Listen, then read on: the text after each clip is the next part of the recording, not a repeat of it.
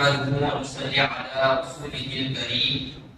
أما بعد، أعوذ بالله من الشيطان الرجيم. بسم الله الرحمن الرحيم.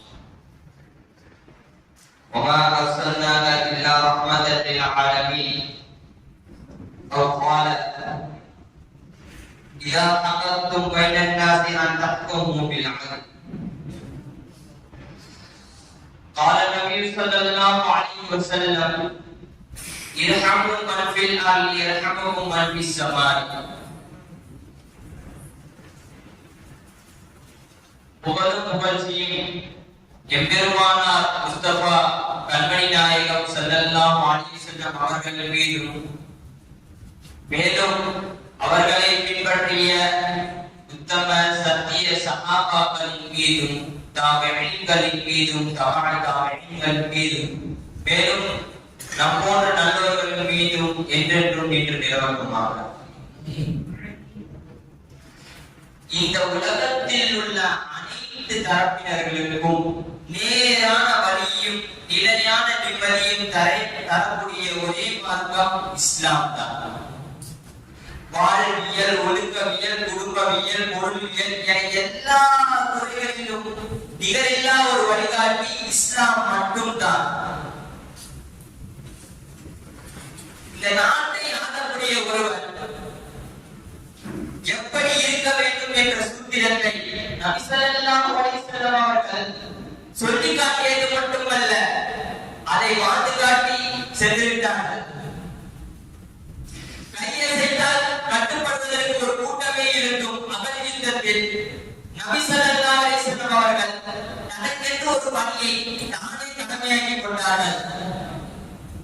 யா ரசூலல்லாஹ், உங்களுக்காக தனியாக ஒரு கூடாரத்தை நாங்கள் அமைத்து தருகிறோம் என்று சஹாபாக்கள் சொன்ன பொழுது நபி ஸல்லல்லாஹு அலைஹி வஸல்லம் அவர்கள் சொன்ன அந்த வார்த்தை, நான் மக்களோடு மக்களாக இருப்பதையே விரும்புகிறேன், நான் மக்களோடு மக்களாக இருப்பதையே விரும்புகிறேன் என தலைமைத்துவத்திற்கான தனிப்பாதையை அமைத்துவிட்டு சென்றார்கள்.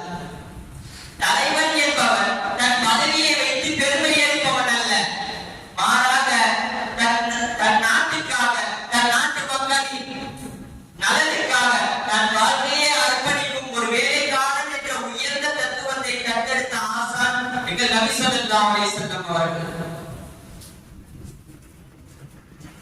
எனவே நபி ஸல்லல்லாஹு அலைஹி வஸல்லம் அவர்களுக்கு பின்வந்த சஹாபாக்கள் அவர்களின் ஆட்சி எவ்வாறு இருந்தது?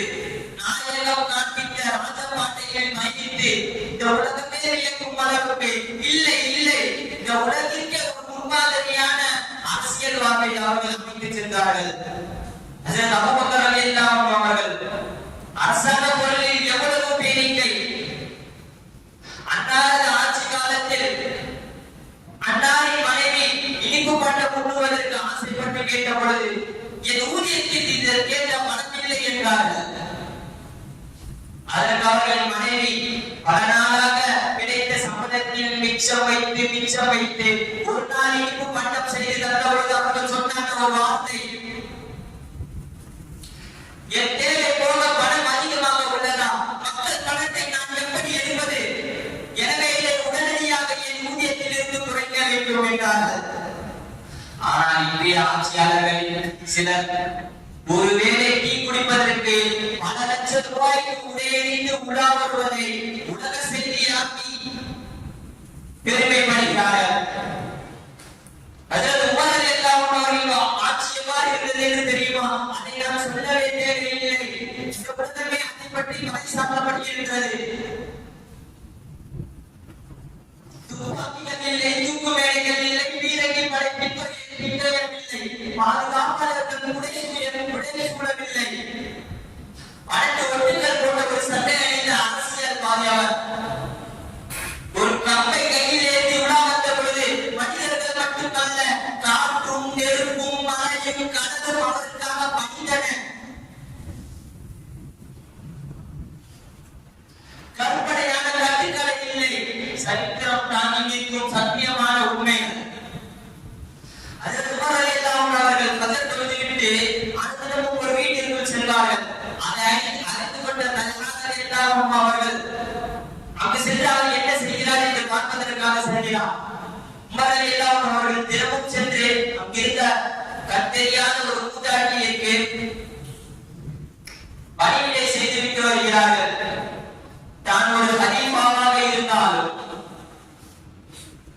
தன் ஆட்சிக்கு கீழ் ஏதோ ஒரு கடைக்கோடியில் இருக்கும் கண் தெரியாத ஒரு மூதாட்டி கஷ்டப்படுவதை தாங்க முடியாமல் அவர்களுக்கு உதவி செய்தார்கள். சஹாபாக்களின் கருத்தை இந்த அளவுக்கு இருப்பதன் காரணம் என்னவென்று தெரியுமா? அவர்களை உருவாக்கிய நபியின் கருணை எந்த அளவுக்கு இருந்தது என்று தெரியுமா? அதிகாரம் நிறைந்த உலகில் அடக்குமுறையை அன்றாட அலுவலாய் ஆணவத்தை தனது ஆசனமாய் அமைத்துக் கொண்டு அறிவியலின் அடித்தளத்தில் வாழ்ந்து வந்த அக்காலத்தில் மனிதரை மனிதனாக மனித புனிதராய் மாணவி ஸல்லல்லாஹு அலைஹி வஸல்லம் அவர்களின் உலகில் மலர்ந்தார்கள். தன் குணங்களால் மன்னகத்தை மணக்கச் செய்தார்கள். மறுபடியும் வரை மறவாமல் கூட்டும்படி மாபெரும் சாம்ராஜ்யத்தை தன் குணத்தின் மூலம் மன்னகத்திற்கு பரிசளித்தார்கள். இரஹமு மன்ஃபில் அர்தி யர்ஹமுக்கும் மன்ஃபிஸ் ஸமாய். பூமியில் உள்ளவன் மீது இரக்கம் காட்டு, விண்ணில் உள்ளவன் மீது இரக்கம் காட்டுவான். மையஹரில் ரிஸ்கைஹரில் கைர குல்லு. யார் நன்மையை இழந்து விடுவானோ அவன் அனைத்து தன்மையும் இழந்து விடுவான். வல்லம் யர்ஹம் ஸகீரனா வலம் யுகிர் கபீரனா ஃபலைஸ மின்னா. யார் சிறியவர்களுக்கு இரக்கம் காட்ட மாட்டாரோ அவர் நம்மை சார்ந்தவர் அல்ல. வார்த்தைகளால் மட்டுமல்ல, தன் செயலாலும் கருணையை பயிர்களுக்கு இரவழைத்தார்கள். தாயிஃப் நகரத்தில் தாஹானவின் மீது கல்லடி விழுகின்றது. உதிரங்கள் உதிர்கின்றன. பாவத்தின் பிடியில் சிக்கிய நிலையில் உதிரங்கள் பேசியதாம், அனுப்பிவிடுகிறோம் யா ரசூலுல்லாஹ், அனுப்பி விடாதீர்கள், விடுகிறோம் யா ரசூலுல்லாஹ், விட்டு விடாதீர்கள் என்று தன் அன்பினை உதிரங்கள் வெளிப்படுத்தியதாம். உதிரங்கள் என்றால் ரத்தம், ரத்தம் பேசியதாம். மறுபக்கம் செய்கின்ற ஆசிரியர் எல்லாம் அவர்களோ பூமானின் சிந்திய உதிரங்கள் பூமியை தொட்டுவிட்டால் இதை கோபம் இறங்கி விடுவோம் என்று தன் பூமியில் தலைமையவராய் கூறினார்கள். யா ரசூலல்லாஹ், இந்த தீவரின் மீது ஒரே ஒரு முறை சாபமிடுங்கள் என்பதாக. மறுபக்கம் மலைகளில் மணக்கு மண்ணுலக பத்து மாணவியே நீங்கள் ஆணையிடுங்கள், இரு மலைகளுக்கு நடுவில் வைத்து நசுக்கி விடுகிறோம் என்று கூற கருணையே உண்டான கண்மணி நாயகம் ஸல்லல்லாஹு அலைஹி வஸல்லம் அவர்கள் சொன்ன அந்த வார்த்தை, நான் அறிவை ஏற்படுத்துவதற்கு வந்தவன் அல்ல, மாறாக இந்த உலகத்திற்கு இரக்கமாக அனுப்பப்பட்டிருக்கிறேன். வமா அர்ஸல்னாக இல்லா ரஹ்மத்தல் லில் ஆலமீன். வமா அர்ஸல்னாக, நாங்கள் அனுப்பப்படவில்லை, இல்லா ரஹ்மத்தன், ரஹ்மத்தாகவே தவிர நபி ஸல்லல்லாஹு அலைஹி வஸல்லம் அவர்களை இந்த பூமிக்கு அல்லாஹ் தஆலா அனுப்பவில்லை. நபி ஸல்லல்லாஹு அலைஹி வஸல்லம் அவர்களும் அவர்களின் தோழர்களும் ஒரு போருக்காக செல்கிறார்கள். வெயில் கடுமையாக இருக்கின்றது. வெயில் தாங்க முடியாமல் ஒரு மரத்திற்கு கீழ் ஓய்வெடுக்கிறார்கள். அப்பொழுது எதிரி கூட்டத்தில் இருந்து பார்த்த ஒருவன், பௌரஸ் இப்னு ஹாரிஸ், நாயகத்தை எப்படியாவது தீர்த்து கட்டிவிட வேண்டும், இவரை தீர்த்து கட்டிவிட்டால் இஸ்லாம் முடங்கி போய்விடும் என்று எண்ணிக்கொண்டு நபிக்கு அருகில் வருகிறார். நாயகம் ஸல்லல்லாஹு அலைஹி வஸல்லம் அவர்கள் தனியாக ஒரு மரத்திற்கு கீழ் உறங்கிக் கொண்டிருக்கிறார்கள். அவர்களின் கால் மரத்திற்கு கீழ் தொங்கவிடப்பட்டிருக்கின்றது. அருகில் வந்த எதிரி நபி நாயகத்தின் காலை உருவினான். உடனே நபி ஸல்லல்லாஹு அலைஹி வஸல்லம் அவர்கள் கண்ணை விழித்தார்கள். அப்பொழுது எதிரி நாயகத்திற்கு முன்னால் வாளை நீட்டி கேட்கிறார், மை யஹ்மதுக மின்னி, என்னிடத்திலிருந்து உன்னை பாதுகாப்பவன் யார்? மை யம்னஉக மின்னி, என்னிடத்திலிருந்து உன்னை தடுப்பவன் யார்? பொழுது நபி ஸல்லல்லாஹு அலைஹி வஸல்லம் அவர்கள் சொன்ன ஒரே வார்த்தை அல்லாஹ் என்பதாகும். உடனே அவன் கை உதறியது. கையில் இருந்த கத்தியை கீழே போட்டு விட்டான். நபி ஸல்லல்லாஹு அலைஹி வஸல்லம் அவர்கள் அந்த கத்தியை எடுத்து அவனுக்கு முன் நீட்டி கேட்டார்கள், மை யஹ்மதுக மின்னி, என்னிடத்திலிருந்து இப்பொழுது உன்னை யார் காப்பாற்றுவார்? மை யம்னஉக மின்னி, என்னிடத்திலிருந்து உன்னை யார் தடுப்பார்? அந்த எதிரி கூறி குறுகி, நீங்கள் தான் யா ரசூலுல்லாஹ் என்பதாக கூறினான். அதற்கு நபி ஸல்லல்லாஹு அலைஹி வஸல்லம் அவர்கள் கூறினார்கள், இல்லை, அல்லாஹ், உன்னையும் அல்லாஹ் தான் பாதுகாப்பான். பிறகு அங்கிருந்த சஹாபாக்கள் அனைவரும் சூழ்ந்து விட்டார்கள் நாயகத்தை.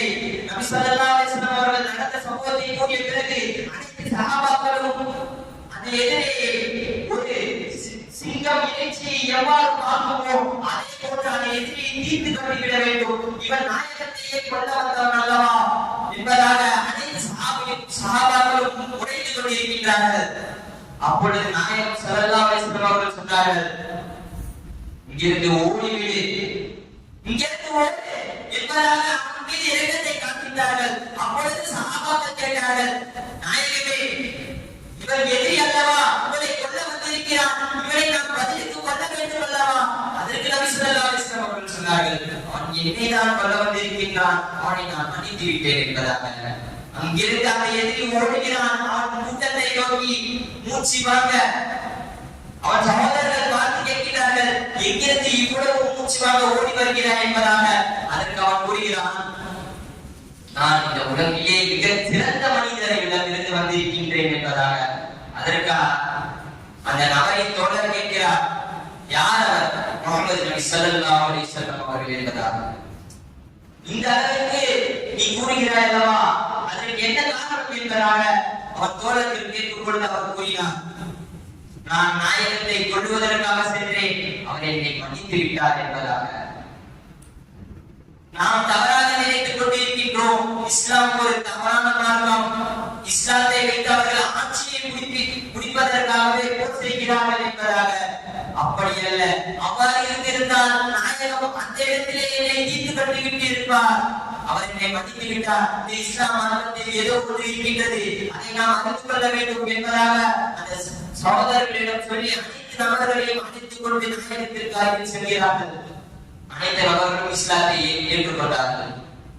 சுப்ஹானல்லாஹ். நபி ஸல்லல்லாஹு அலைஹி வஸல்லம் அவர்கள் நினைத்திருந்தால் அந்த இடத்திலே அவரை தீர்த்து கட்டிவிட முடிந்திருக்க முடியும். ஆனால் நபி ஸல்லல்லாஹு அலைஹி வஸல்லம் அவ்வாறு செய்யவில்லை. இரக்கத்தை காண்பித்தார்கள். அந்த மொத்த குடும்பமும் இஸ்லாத்தை ஏற்றார்கள். இப்படி சொல்ல நினைத்தால் சம்பவங்கள் கொஞ்சம் நஞ்சமா கணக்கே இல்லை. நம் இஸ்லாத்தில் வார்த்தைகள் வட்டி போகும் அளவிற்கு அதிகமான சம்பவங்கள் உள்ளது. லவ்லா அன் அஷ்க அலா உம்மத்தி லஅமர்தஹும் பிஸ்ஸிபா. எனது சமுதாயத்திற்கு சிரமம் ஏற்படாது என்றிருந்தால் நான் விஸ்வாஸ் செய்வதை கட்டாயமாகி இருப்பேன். நபி ஸல்லல்லாஹு அலைஹி வஸல்லம் அவர்கள் தனது சமுதாயம் எந்த நிலையிலும் சிரமப்படக்கூடாது என்பதற்காக விஸ்வாஸ் செய்வதை கட்டாயப்படுத்தவில்லை. இந்த அளவுக்கு எந்த மதத்திலாவது தலைவர் யோசிப்பாரா? ஒரு பல்லு வளர்ப்பது, அந்த உச்ச வச்சு பல்லு துவக்கிறது தனது சமுதாயத்திற்கு கஷ்டமா இருக்கும் என்பதற்காக நபி ஸல்லல்லாஹு அலைஹி வஸல்லம் அதை கடமையாக்கல. இது மட்டுமா, தொடர்ச்சியா நோன்பு வைப்பதை மீண்டும் தடுத்தார்கள், தொடர்ச்சியா இரவலுக்கு தொழுவதை மீண்டும் தடுத்தார்கள். இப்படி மனித இனத்தோடு நபிகள் நாயகம் ஸல்லல்லாஹு அலைஹி வஸல்லம் அவர்களின் காரணம் முடிவடையவில்லை. இறை பணிக்கு எதுவாக இருப்பினும் இரக்கமாக நடக்க சொல்லி எம்பினார்கள். புகாரில் ஒரு ஹதீஸை பதிவு செய்யப்படுகிறது. ஆயிஷா ரலியல்லாஹு அன்ஹா அவர்கள் ஒட்டகத்தில் ஏறும் சமயத்தில் அந்த ஒட்டகத்திற்கு சிரமம் ஏற்பட்டது. உடனே நபி ஸல்லல்லாஹு அலைஹி வஸல்லம் அவர்கள் கூறினார்கள், ஆயிஷாவை மென்மையாக நடந்து கொள்ளுங்கள்.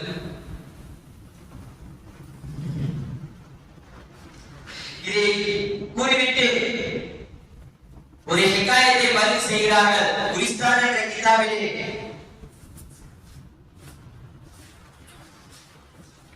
ஒரு பெரியாரின் வீட்டிற்குள் திருடன் ஒருவன் நுழைகிறார். ஏதேனும் எடுத்து செல்வதற்காக அங்கும் இங்கும் பார்க்கிறார். நம் பெரியார்களோ இயற்கையின் இருப்பிடமாகவே வாழ்ந்து சென்றிருக்கிறார்கள். எனவே எதுவும் கிடைக்காமல் இயக்கத்தில் வெளியேறுகிறான் திருடன். தூக்கத்தில் அவன் இயக்கத்தை அறிந்துகொண்டான். பெரியாரின் திறந்தவுடன் காட்டாக எதிர்பட்டு தான் போட்டிருந்த பொருட்களை தூக்கி வீசினார்கள். அவன் திருடனாக இருப்பினும் சிரமப்படுவதை தாங்க முடியாமல் நம் பெரியார்கள் அவர்களிடம் இருந்த ஒரே ஒரு போர்வையை திருடனுக்கு கொடுத்தார். இதை சொல்லிவிட்டு ஒரு ஹிகாயத்தை பதிவு செய்கிறார்கள். சுனிதம் के मर्दान राहे खुदा दिले दुश्मनारा न कर तंग तन तुरा के मुयस्सर शवली मका के बादोस कानत खिलाफत तुजन சுனிதம் के मर्दान राहे खुदा இறை பாதையில் பயணித்த இறை நேசர்களை நாம் கேள்விப்பட்டிருக்கின்றோம். இதே துஷ்மனான கருதங்குதான் விரக்தியின் உள்ளத்தில் அவர்கள் விரக்தி அடைய செய்ய மாட்டார்கள். துராக்கை முயற்சல் சபதி மக்கா இந்த தகுதி உனக்கு எப்படி லேசானதாய் அமைந்திட முடியும்? நீனோ நண்பர்களுடனே சண்டை சச்சரவில் இருந்து கொண்டிருக்கின்றார். இஸ்லாம் எங்கள் மார்க்கம், இறுதி நபியே எங்கள் உயிர் என்று நாவினால் கூறுவதற்கு சமூகத்தில் எத்தனையோ கூட்டங்கள் உண்டு. ஆனால் வேதனை என்னவென்றால் நாயகத்தின் கருணையை நடைமுறைப்படுத்துவதற்கு நாதியும் இல்லாமல் போய்விட்டது இச்சமூகம். சண்டைகளும் சச்சரவுகளும் நம் சராசரி குடும்பங்கள் ஆகியதையே இறந்து முன்னம் இதயத்தை விட்டு இடம்பெயர்ந்ததையே ஏன் பிரித்தோம் என தெரியாமல் எத்தனையோ பிரிவுகள், என்ன விரோதம் என தெரியாமல் எண்ணற்ற விரோதம் எச்சரிக்கைகள் இரண்டத்தை இருந்து விட்டு இப்படியில் எதை சாதிக்கப் போகின்றோம்?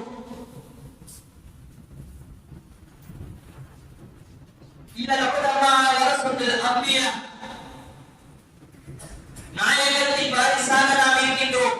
நபியின் காலத்திலும் நாம் தான் வாரிசாக இருக்கின்றோம். மேலும் இக்காலகட்டத்தில் பாபர் மசூதி நம்மை விட்டு சென்றுவிட்டது. அதற்கு பின்பாக இன்னொரு பள்ளிவாசலை கொண்டு வந்திருக்கிறார்கள். நானவாய் மசூதி, நானவாய் பள்ளிவாசல். அந்த பள்ளிவாசலில் இதற்கு முன்பாக ஒரு கோயில் இருந்ததாம். எனவே அந்த பள்ளியின் ஓரத்தை இடித்துவிட்டு அவர்கள் மதனை செய்வதற்காக அனுமதி கொடுத்து விட்டார்கள். சஹாபாக்களின் காலத்தில் அவர்கள் எந்த அளவுக்கு நீதமாக இருக்கிறார்கள் என்று தெரியுமா?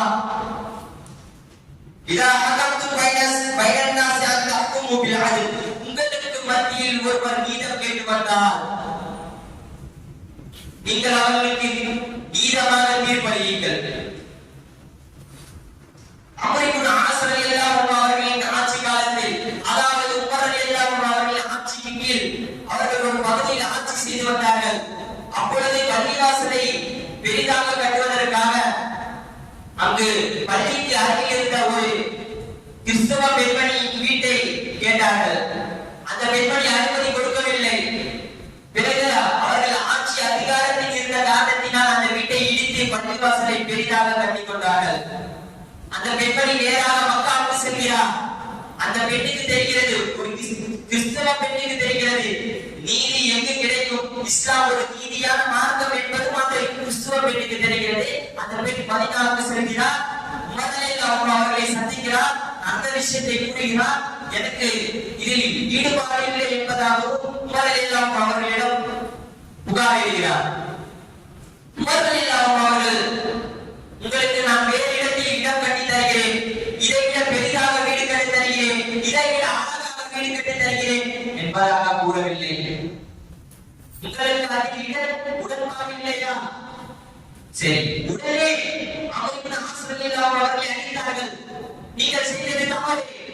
ஒரு பெண்மணியின் வீடை இடித்து பள்ளிவாசலை பெரிதாக கட்டியது தவறு. மீண்டும் பள்ளிவாசலை இடியுங்கள். எந்த பள்ளிவாசல்? அல்லாஹ்வை தொழுகும் பள்ளிவாசலை இடியுங்கள். ஏனென்றால் அது நீதி அல்லவா? நீதி இல்லை என்பதால் அந்த பள்ளிவாசலை இடித்து எந்த அளவு அவர்களின் வீடு இருந்ததோ, எப்படி இருந்ததோ அதே போன்று கட்டித்தார்கள் என்பதாக நீதமாக தீர்ப்பளித்தார்கள். ஆனால் இக்காலகட்டத்தில்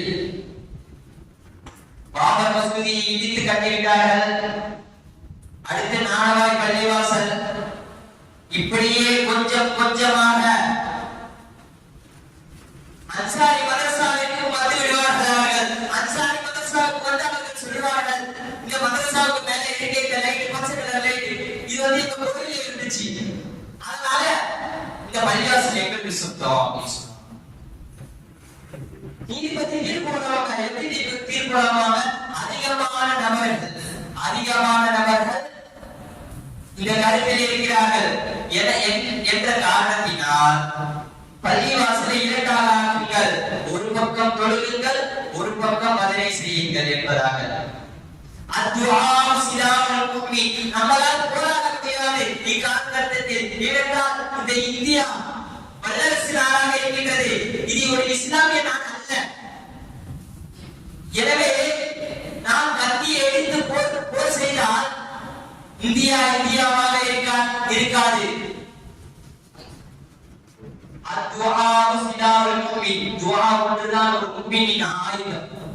துஆ செய்ய வேண்டும், அதிகமாக துஆ செய்ய வேண்டும். நம் வாழ்க்கைக்காக துஆ செய்ய வேண்டும், நம் சமுதாய முஸ்லிம்களின் வாழ்க்கைக்காக துஆ செய்ய வேண்டும். நாம் இங்கே நல்ல நிலைமையில் தான் இருந்து கொண்டிருக்கின்றோம். ஆனால் நம் அனைவரின் நண்பர்களும் முஃமினான முஸ்லிம்களும் ஆங்காங்கே அடிபட்டுக் கொண்டிருக்கின்றார்கள். எனவே துஆவை அதிகமாக செய்து முஸ்லிம்களின் நிலைமைகளை அல்லாஹ் பாதுகாப்பானாக. ஆமீன். வாஹிரு தவானா அல்ஹம்துலில்லாஹி ரப்பில் ஆலமீன். அஸ்ஸலாமு அலைக்கும் வரஹ்மத்துல்லாஹி வபரகாத்துஹு.